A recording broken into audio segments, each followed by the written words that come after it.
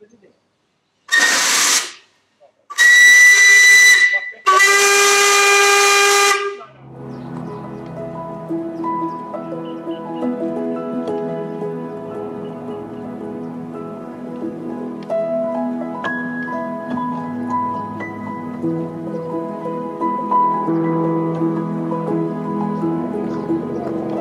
a cool looking place this is.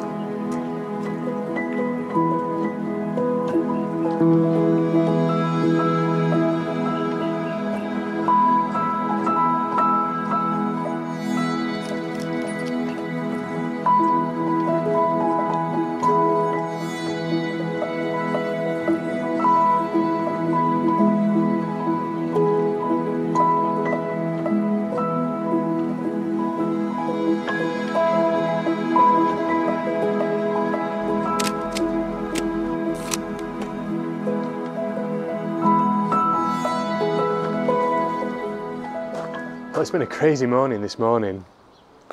I'm in Thames in the Coromandel Peninsula in New Zealand, and I came here this morning to shoot some film photography with my Hasselblad 503CW.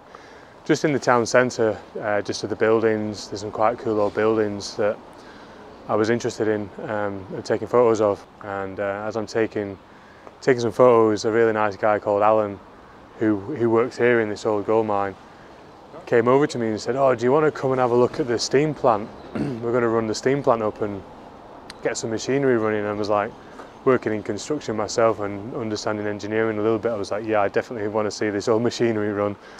So I came here, and the guys have shown me around, and I've been taking some photos.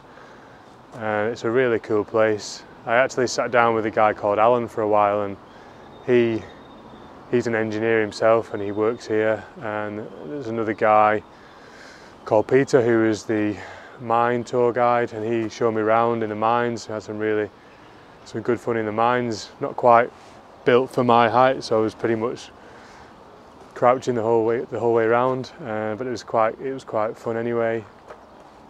So yeah, I mean, there's a really cool story here with this mine. There was lots of prospecting in this area, people making claims all in this hillside that you can just see behind the structures, old geothermal area.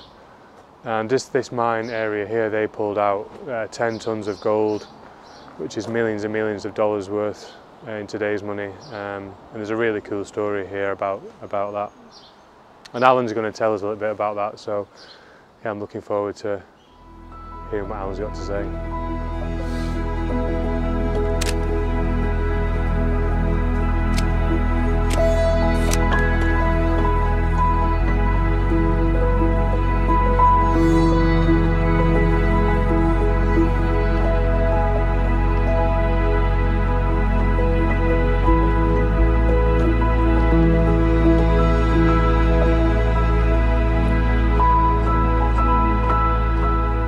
Hauraki Prospects Association, it's been going for 50 years basically, and it's just a dream of people that are like-minded for prospecting, for gold mining, and for the historic value of machinery and the restoration of it, from the steam, the water power, and the crushing of quartz to retrieve the gold. Like the gold field started here in 1867, and there was a big industrial revolution, if you like, or influx of engineering, foundries, and everything to bring everything together and make a huge impact in Thames. Thames is probably the most historic place in New Zealand, but there is a lot of stuff locked up that people never see. Collections, knowledge, and places like this. Thames was discovered by Cook from England, and it was actually named the Thames. There's still history here. Like, there's huge engineering achievements in Thames. Huge engineering achievements. Such things as the Monotiri Tunnel, which is 2 kilometres long. It's twice the width of a gold mine. Dead flat, dead parallel for 2 kilometres into the hill. Some of the shafts in Thames have gone down 2,500 feet, straight down. The Thames pump which kept the goldfield dry down to 2,000 feet, was horrendous. It brought 3,000 gallons a minute to the surface from 1,500 feet. Big machine, there were 10 Lancashire boilers to run it, using upwards of 100 tonne of fuel a day. Thames had the largest population in New Zealand from 1870 to 1877, and that population grew from virtually nothing to that figure in 5 or 6 years. All the mining started with Cornishmen. They were from Land's End and St Just in England when the tin mines closed down in the late 1850s, early 1860s. They migrated all over the world. The machinery here is all from the 1800s, and it's all made, or 98% of the machinery that was used in Thames was made in either A&G Price or Chas Judd foundries, and those foundries were huge. The supporting industries and shops and all of that were all made. We have hardware stores here in Thames that have been here 150 years and are still in the same family ownership. My mother's parents were from St Just in England. They came out here, or some of them came out here and mined, and then went back and brought their families out to settle in New Zealand. And there's untold stories like that. To work with this machinery and historic stuff, to rebuild it as it was in those days, and to use the methods that they would have used, because we can't get heavy machinery like cranes or anything into here. We've just had to struggle and sit down and think about it, because technology hasn't changed, they've just complicated it. Because our first and foremost things here are historic and education. And there's about 2,500 people school kids come through here on organised trips in a year. And this year we'll struggle very much to get a tenth of that probably.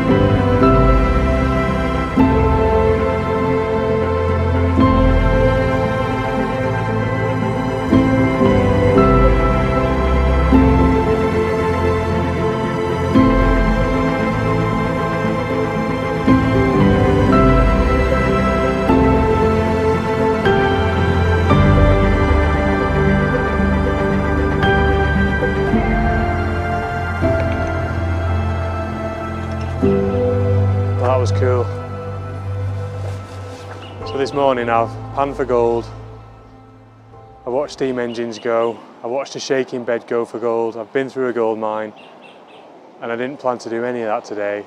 I just initially planned to come to Thames to photograph buildings, and if it wasn't for the good spirit of Alan and his team here inviting me here today on the fly, for me to be able to do some photos and watch what they do has been hugely rewarding. And they're such a nice bunch of guys that I kind of feel heartwarmed by the team here, what they're trying to do, and even Thames itself. I just want to say a big thank you to Alan and Tom for inviting me here and for showing me around.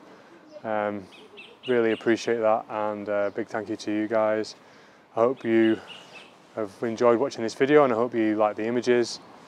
And that's it for today's video. It's been fun this morning, a little bit unplanned, but sometimes the unplanned things can be the best things. Yeah, if you're thinking of coming to New Zealand, or if you're in New Zealand already, then you should definitely come and check Thames out and check these guys out here. It's very interesting. Definitely recommend coming here. And I'll leave a link in the description section down below for their website, so you can go and see that. And if you're not subscribed to my channel, then please subscribe to my channel. It helps support the channel. There's no cost in doing that. You don't have to give any information. All you've got to do is press that little red button down there, and that just helps support me with these videos. So that's it for today's video, and I will see you next time. Bye for now.